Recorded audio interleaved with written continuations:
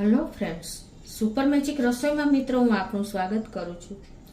આજે હું 2 મિનિટમાં તૈયાર થતું ઢોસાનું ખીરું એટલે કે બાજરીના લોટના ઢોસાની રેસીપી તમારી સાથે શેર કરું છું, એ પણ મસાલા સાથે. તો તમને ચોક્કસ આ વિડીયો ગમશે. ગમે તો લાઈક કરજો, શેર કરજો અને સબસ્ક્રાઇબ કરવાનું તો ભૂલતા જ નહીં. અને મિત્રો બાજુમાં રહેલ બેલ આઇકનને પણ પ્રેસ કરજો, જેથી કરીને લેટેસ્ટ વિડીયોની માહિતી તમને મળતી રહે. તો હવે ઇન્ગ્રેડિયન્ટમાં આપણે જો બાજરાનો લોટ લીધો છે, ચણાનો લોટ છે, બેસન કાંઈ પણ લઈ શકો. ગાજર મેં આવી રીતે લાંબી ચિપ્સમાં કટ કર્યું છે, કોબીજને પણ એ જ રીતે કટ કર્યું છે, કેપ્સિકમ કટ કર્યા છે, કાંદા કટ કર્યા છે અને મરચાંની કટકી છે. અને શેજવાન સોસ લીધો છે, સોડા છે, પછી આપણે જીરું લેશું, ઘી લેશું, તેલ લેશું અને પાણી. આપણે દહીંનો પણ ઉપયોગ નથી કરવાના, ઈનોનો ઉપયોગ વગર આજે આપણે એકદમ ક્રિસ્પી અને ઇન્સ્ટન્ટ 2 જ મિનિટમાં તૈયાર થતું આપણે ખીરું ઢોસાનું બનાવશું. તો હવે આપણે બનાવવાનું ચાલુ કરીએ. તો હવે આપણે મિક્સર જારમાં ઢોસાનું ખીરું તૈયાર કરશું. એના માટે આપણે અડધો કપ ચણાનો લોટ અને 1 કપ બાજરીનો લોટ નાખીને અને આપણે 1 થી 1.25 કપ જેવું આપણે પાણી નાખી દેશું અને ટેસ્ટ એકોર્ડિંગ 1 ટીસ્પૂન જેવું મીઠું નાખશું. 1 ટીસ્પૂન જેવું મીઠું અને 1.25 કપ જેવું આપણે પાણી નાખીને આને બેટર તૈયાર કરી લેશું. આમાં આપણે બિલકુલ દહીંનો કે છાશનો ઉપયોગ નથી કરવાનો, નહીંતર આપણા ઢોસા લૂઝ થશે. એકદમ ક્રિસ્પી એવા ઢોસા તૈયાર કરવા માટે આપણે પાણીનો જ ઉપયોગ કર્યો છે. હવે આનું બેટર એકદમ સરસ તૈયાર કરી લઈએ. તો આ રીતે જો આપણે બેટરને તૈયાર કરી લીધું છે અને એક બોલમાં લઈ અને આને આપણે 10 મિનિટ રેસ્ટ આપી દેશું. તો હવે સાઈડમાં 10 મિનિટ રેસ્ટ આપી દેશું. હવે આપણે ઢોસા માટેનો મસાલો તૈયાર કરશું. તો એક પેનમાં આપણે ગેસ ઓન કરીને ગેસની ફ્લેમ આપણે મીડિયમ રાખશું અને 1 ટીસ્પૂન જેવું ઘી મૂકશું ને 1 ટીસ્પૂન જેવું તેલ મૂકી દેશું.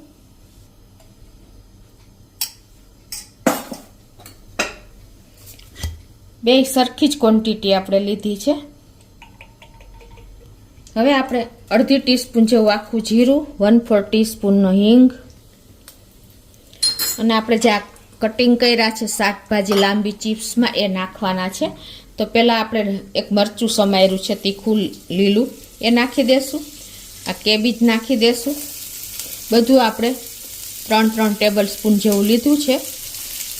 કાંદા 1 લીધો છે મીડિયમ સાઇઝનો, કેપ્સિકમ 1 લીધું છે.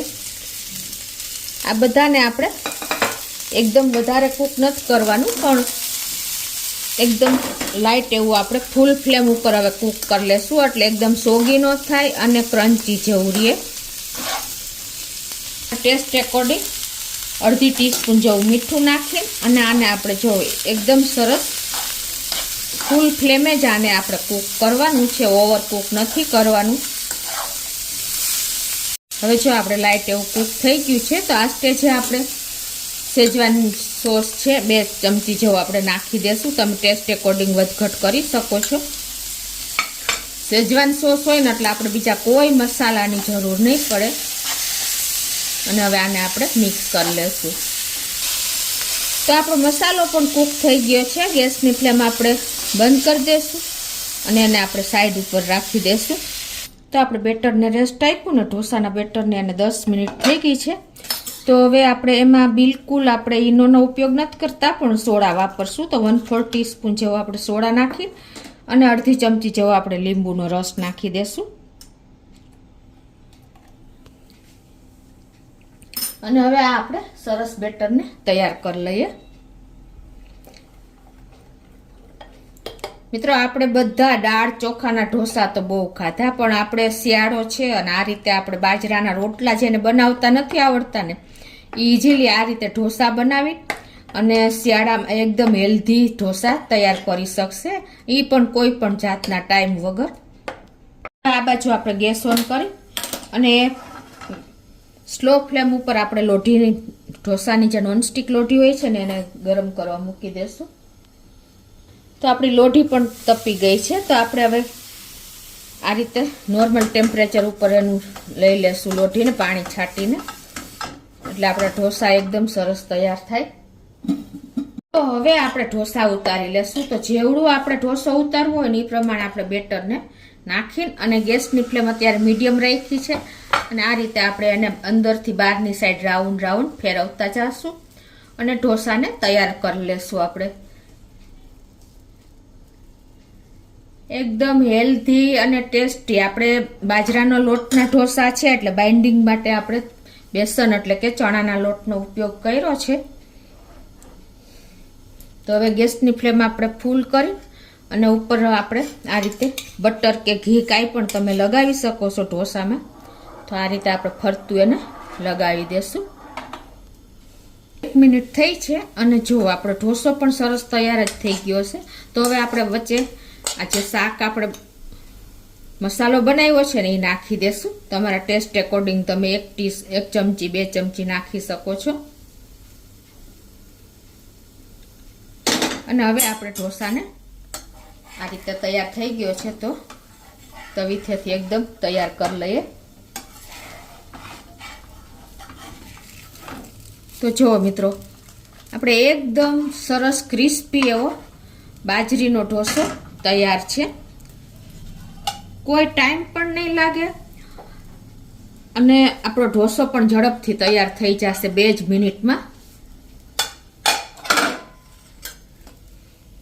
હવે એ જ રીતે આપણે પાછી લોઢીનું ટેમ્પરેચર નોર્મલ કરી લેશું અને બીજો ઢોસો તૈયાર કરી લેશું. તો આ રીતે આપણે ઢોસાને ઇઝીલી તૈયાર કરી શકીએ છીએ. કોઈ ટાઈમ નથી લાગતો અને એકદમ ક્રિસ્પી એવા આપણા ઢોસા તૈયાર થાય છે.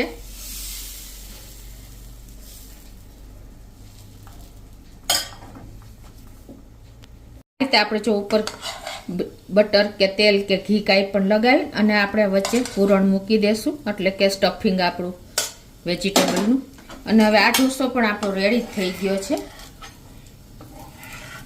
સવારના બ્રેકફાસ્ટમાં કે નાની મોટી ભૂખ લાગે તો તમે 2 જ મિનિટમાં ઇન્સ્ટન્ટ આપણે શિયાળામાં બાજરાના ઢોસા તૈયાર કરી શકીએ છીએ. જુઓ મિત્રો, એકદમ ક્રિસ્પી અને ક્રન્ચી એવા આપણા ઢોસા તૈયાર છે. તો આપણા બાજરીના ઢોસા રેડી છે અને એકદમ જો ક્રિસ્પી એવા આપણા ઢોસા એકદમ તૈયાર થયા છે. કોઈ પણ જાતની ઝંઝટ વગર ઇન્સ્ટન્ટ આપણે આને ચટણી સાથે કે આમનેમ તમે સ્ટફિંગ સાથે પણ એન્જોય કરી શકો છો મિત્રો. તો તમને ચોક્કસ મિત્રો આ બાજરીના ઢોસાનો વિડીયો ગમશે. ગમે તો લાઈક કરજો, શેર કરજો અને સબસ્ક્રાઈબ કરવાનું તો ભૂલતા જ નહીં.